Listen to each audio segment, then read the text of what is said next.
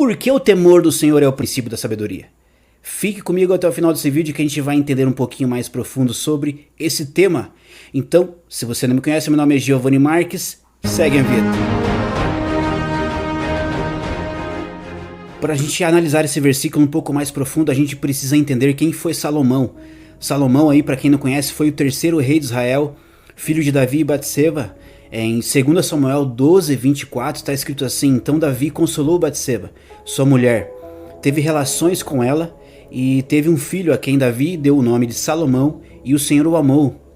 O rei Salomão governou aproximadamente ali no ano 971 e 931 a.C.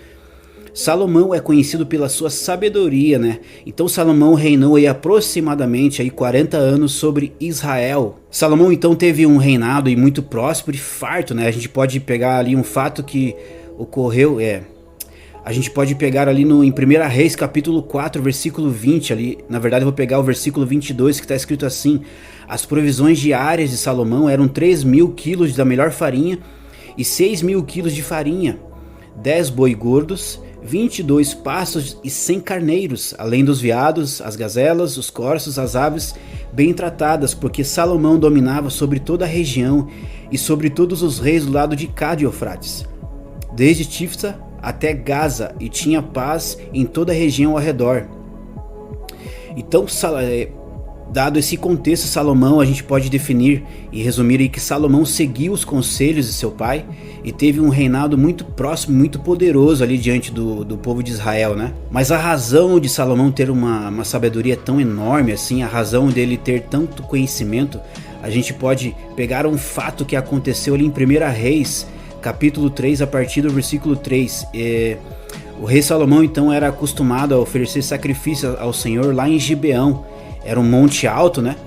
E em um desses encontros com o Senhor, Salomão teve um sonho, onde o Senhor perguntou para ele bem assim: peça o que você quer que eu lhe dê.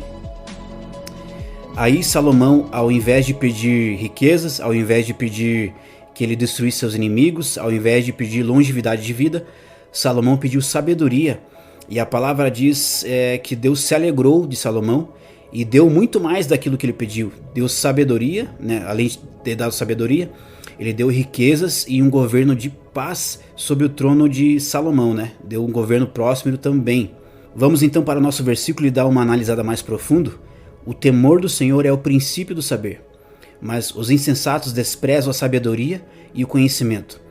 Existem 3 componentes nesse versículo que a gente pode dar uma analisada mais profunda.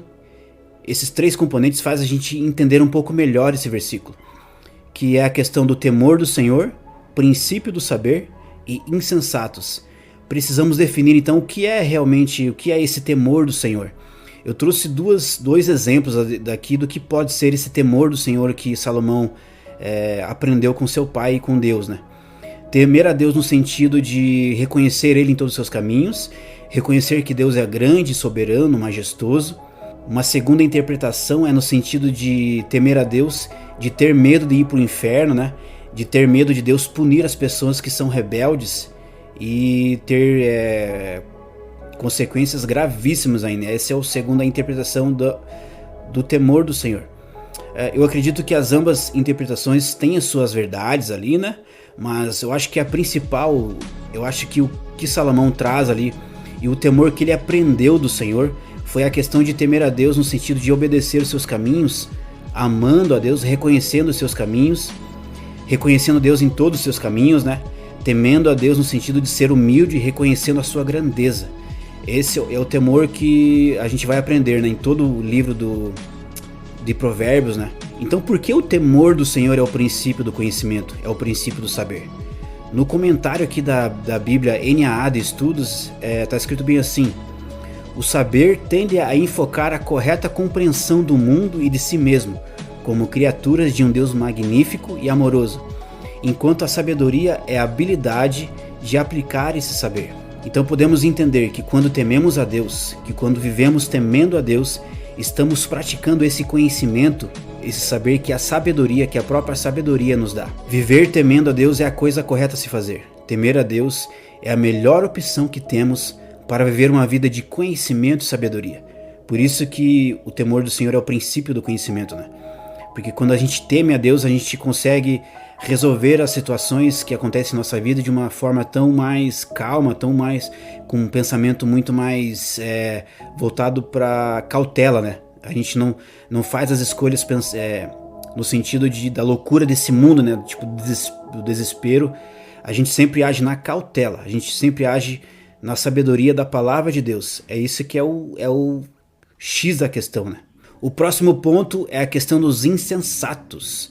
Eu pesquisei o que é insensato aqui no dicionário e está escrito assim: aquele que não está em seu juízo, cujos atos são contrários ao bom senso, a justa medida, no caso, insano, doido e delirante.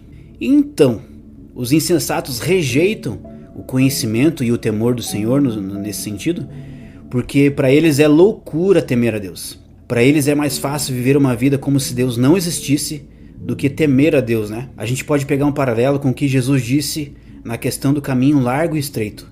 O caminho largo é o caminho dos insensatos que vivem como se Deus não existisse e não reconhecem Deus nos seus caminhos.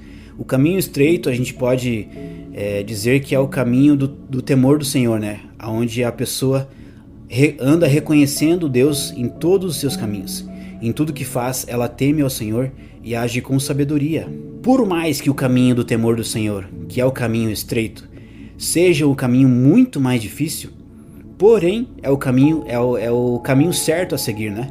É o caminho que vai moldar os nossos caráteres, é o caminho que vai endireitar as nossas vidas, é o caminho que faz a gente amar a Deus, que vai fazer com que a gente aprenda a amar ao Senhor, que a gente aprenda a reconhecer o Senhor nos nossos caminhos. Por isso que o temor do Senhor é o princípio do conhecimento.